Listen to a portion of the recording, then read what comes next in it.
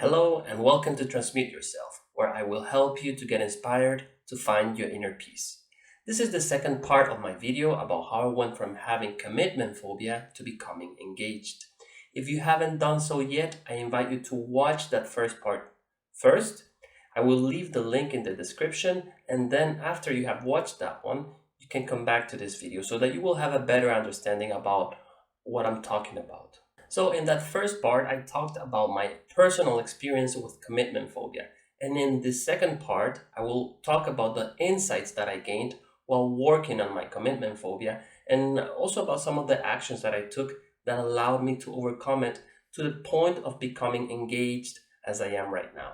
And if you have not done so yet, I invite you to hit that like button and to subscribe to my channel, where you will get information and updates, including meditations, techniques, principles, quotes, and stories that will help you to transmute your anxiety, your stress, your worries into inner peace. Are you ready? Let's start. So again, after this last breakup, which was about 3 years ago, what I did is actually to start going to a psychologist and to start reading books. But something very special that I did was I Googled.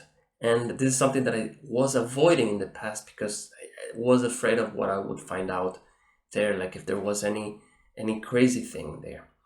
And actually, it just liberated me when I found out the term commitment phobia.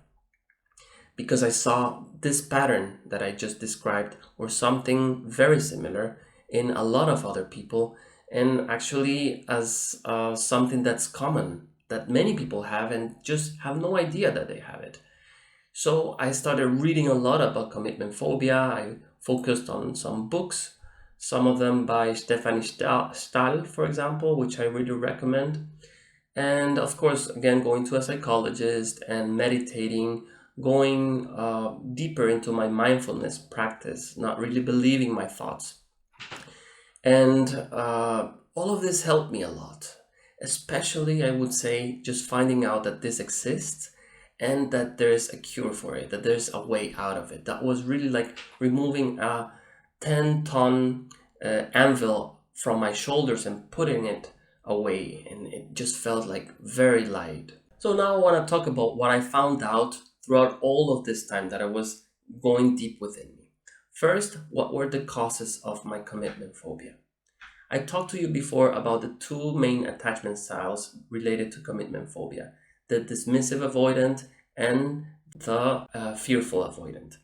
So first, the fearful avoidant style could have been generated partially, at least, as a result of the death of my father, his suicide when I was 6 years old. So this generated a lot of fear, a lot of guilt in me, and in general, insecurity of someone loving me suddenly leaving me. And this is some type of fear of rejection that was generated from there. On the other hand, I also had some symptoms or some characteristics, put it that way, of the dismissive avoidant. And that could have been generated as a result of some overprotective behaviors from my mother that she had with me. And this made me feel controlled very easily and suffocated and with the need of breathing and having some time for myself. So these were very similar to the patterns that I was showcasing also with partners.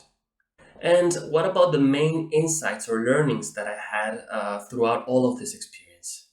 First of all, there was a deep fear of losing my freedom within or in a relationship. And this led me to feel controlled very easily, to just react and be triggered super easily when someone told me what to do or how not to do something. And that would trigger anger in me, but I could not express it that well, as I will tell you in a second. So this fear of losing my freedom was something very present in me. But what I learned is that actually I can never lose my freedom. I can never really lose this power that I have of deciding what I want to think or even how I want to feel, who I want to talk to, where I want to walk. all of that is always within me. And I was in this prison of thinking that relationships were equal to losing your freedom, which is completely not true. Part of this fear of losing the freedom is that maybe if things go bad in the relationship, I will not be able to escape it. But actually, I found out that all relationships are voluntary. There's nothing obligatory there in a relationship. Even people that are married are voluntarily married and they can separate. That's always there. If something doesn't go right and it's really evident that maybe there's not much to do anymore, people can separate, and we have the choice all of the time. Nothing is exactly that strict and that permanent as I tended to think. So the second learning that I had was that there was this fear of missing out on what I called real love. And I would think that that's what I saw in other couples, for example, or even in people on the street or on TV. I learned that love is something that goes way beyond these mental constructs that we sometimes tend to build throughout time based on society or what we think is really love, but it's pretty much an expectation. But I found out that it's something that you build, it's an experience that you have between two people, and that it's not something that is supposed to feel one way all of the time or to look one way.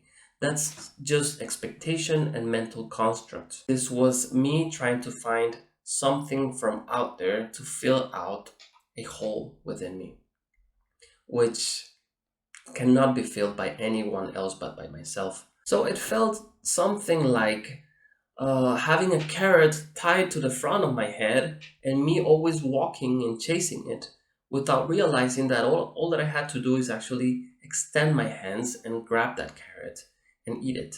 That love that I was looking from outside is within. And I was not accepting myself actually as I was in many aspects, in my insecurity, in my shyness, sometimes in my obsessiveness, all of that which was part of me, and some of those things are still part of me. I was not accepting it.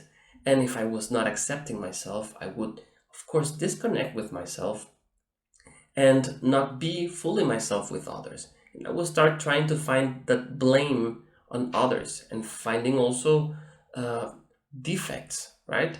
But I found out that love can only come from oneself when one is ready, when one can really find that home within oneself. Then that love that we seek from outside will actually be perceived and appreciated a lot easier. You cannot expect someone else to fill in that gap. I think that is like giving a very big responsibility to someone else.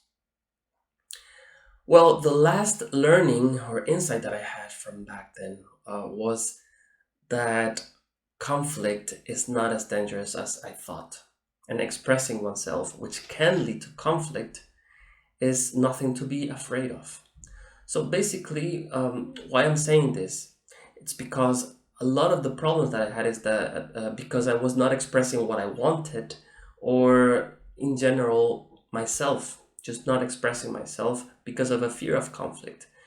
And what the result of that was that sometimes I would end up doing what my partner wanted without me expressing my own needs because, again, of fearing conflict. And I found out that conflict is sometimes a natural part of a process of getting to know each other. And it's not as bad as I tended to think. So when I met Carola about a year and a half ago, I already had a good grip about these concepts and insights, but I had not put them into practice. And this was, of course, a real big challenge for me because it was trying to be this person that was more naturally myself without many fears and all of that. But I had just learned all of that. It was in my head, but not really in my life yet. So it happened actually that sometimes I would get some of those fears creeping in, especially in the first couple of months of the relationship. But now I would recognize them. I would know what those voices were trying to do, which was simply to protect me from further pain or from further breakups and disappointments. And I would acknowledge them. I would feel any fear and any anxiety that could come at those moments. And then I would come back to the present moment and maybe once in a while remind myself or focus on what is it that I really liked about her. And that would help me a lot to come back with new energy and do what I wanted to do, which was actually to have a relationship and to share great moments with another person. I honestly believe that if I hadn't worked on myself during those 1.5 years, and even if I didn't have all those other experiences in the past, all those breakups and drama, probably, most probably, I would have also found any type of excuse in order to break up with Carola as well and to come back to my so-called freedom.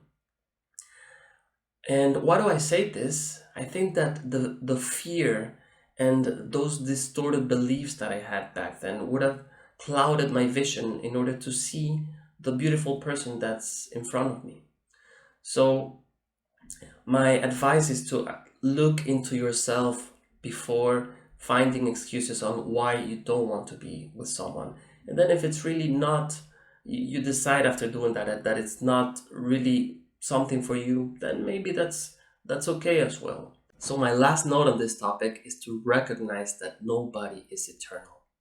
I tended to think into the future as in I would always be trapped with this person for the rest of my life.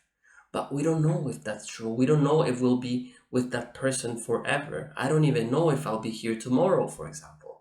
So why are we, or why did I go into so far away into the future? And of course, that generated anxiety.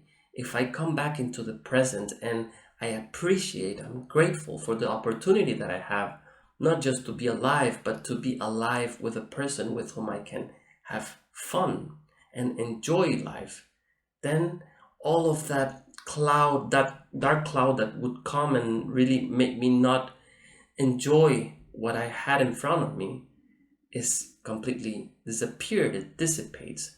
And then I allow myself to enjoy the moment, enjoy the present, and enjoy my relationship and really feel love flowing through me.